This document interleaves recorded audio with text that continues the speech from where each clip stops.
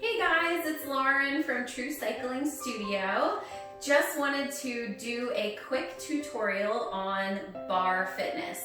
So barre is a combination of ballet, Pilates, and yoga movement. Just as in all other forms of exercise, the fundamental deals with breath and alignment, which prevents injury, builds your core, which is the center of our bodies, where all of our movement should be originating from. So let's just start a little bit with the basics. So alignment of the spine is you're typically starting where you want to try to find this nice balance between popping your hip out and over tucking your pelvis. You want to find a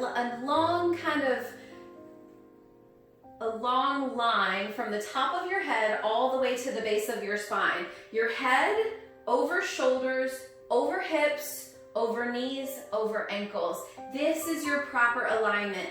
Pulling the belly button back towards the spine and being able to find that lengthening. With each breath, which is the fundamental also, you're going to have to breathe, and as you're exhaling, you're drawing the belly button back and creating that long, lengthened spine. We've got the way you can kind of a little exercise you can do to kind of figure it out. You can soften your knees.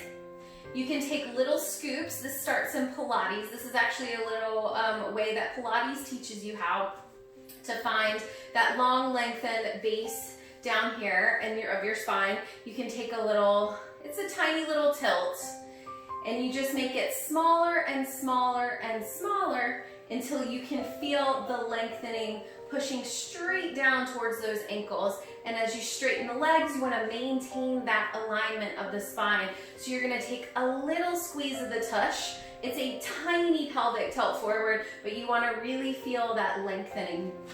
There are a few different positions of the feet. So let's first start with first position in ballet. Your heels together, your toes are apart. You can first start standing where your toes are in front. You're just standing in a parallel, and then just open naturally. It doesn't have to be super wide. You're not trying to compete with ballet dancers that have been doing ballet for 15 years. You just want to get a nice little V.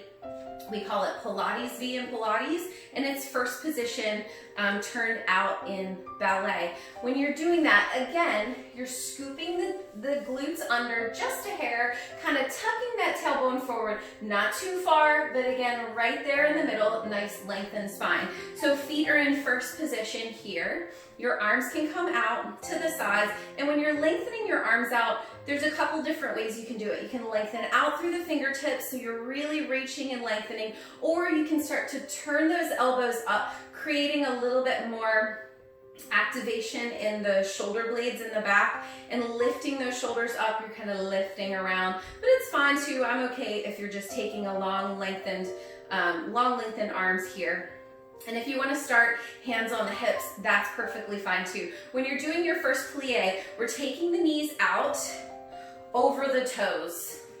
This is typically not something that we tell you to do when you're doing squats and any other types of exercise, but in ballet, this is actually what you want to do. You want to take your knees right over your second toe. So if you're standing up nice and tall and you look down, you can still kind of see your big toe over there. You're rolling the shoulders down. You've got separation between your ears and your shoulders. You're broadening the chest, lengthening again through the top of the spine as you come down. And when you squeeze up, you want to think about squeezing up like a little zipper, like you're zipping from your ankles all the way to the base of your pelvis. And so that's just your plie. You can do a plie in different ways, right? So you can just do with flat feet. You can do them, or you can do them in releve where you lift your toes up. So you can come up. Our releve is when we activate the quadriceps by keeping the knees straight, and you're lifting into the ball of your foot. And when you lift into the ball of your foot, you're activating the calf muscles, the quads, everything to keep those legs nice and long. So you don't want to have jelly legs. You want to be nice and tall, strong from the base all the way from your toes all the way up to the crown of your head. Practicing a little balance, you can bring those hands up and then float them down. So that's the plie and the releve. You can do these in first position, which is here. Second position, you're turning your feet out nice and wide. You're a little wider than the shoulders. Maybe you could come in just a little if it's too wide for you, but feel that out. You're usually a little wider than the shoulders. Toes are pointed out in the wide position. And when you're coming down into your plie here, same thing. The knees are pressing kind of out to the sides a little bit. You're opening through the hips. Belly is tucked in nice and tight. Nice long spine, top of the head all the way to the base of the tailbone.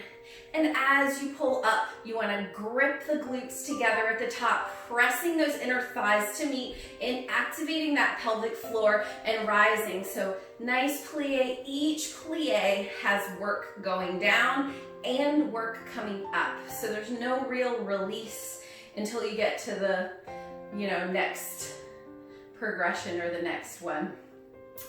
You want to always think about maintaining the posture throughout too.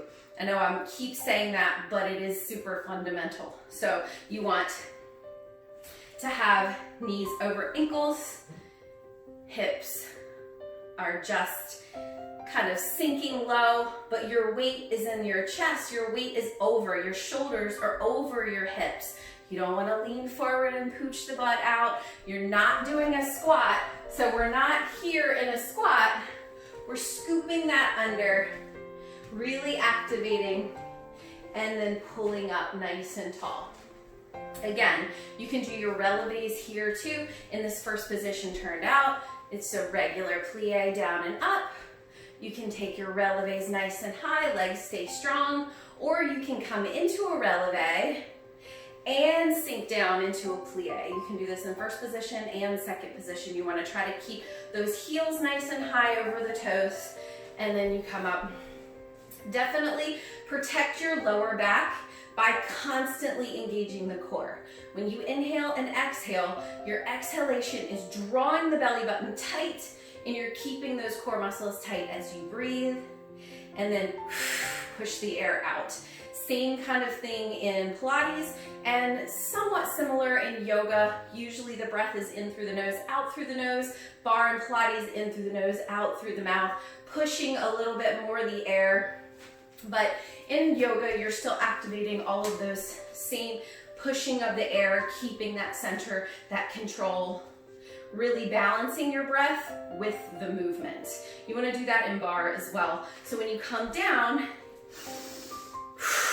you want to exhale on the come up. You want to exhale always on the most difficult part of your exercise. And that's really with anything you're doing. You never want to hold your breath. It can make you lightheaded, all kinds of things like that. Another very typical movement in bar is going to be our curtsy lunge, which here's where we're keeping our hips straight. You're crossing that back leg around, keeping the turnout of the knees. So there's a couple different ways. When we stay in turnout, we're gonna have wherever our toes are pointed is where our knees are gonna go.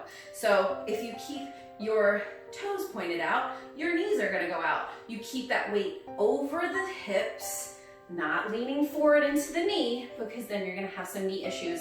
So you wanna really press that weight to the center of your body as you travel down, as you squeeze up. Inner thigh squeeze, same zipper that you're doing when you go down and up in a plie.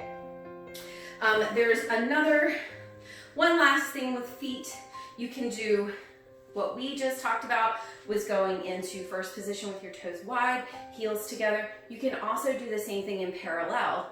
So if you do have a lot of knee issues, sometimes it is nice to have the option of doing it in parallel. You're gonna take some of that work out of the inner thighs, and it's gonna work a little bit more in some different muscle groups, but if that's where you're starting, that's where you're starting. So feet together, you can do them feet together, or you can do them hip width distance apart. All the same type of plie. So toes together, heels together, hands down, plie down, squeeze, lift. Same thing. We're not doing a squat. It's not a booty pass over.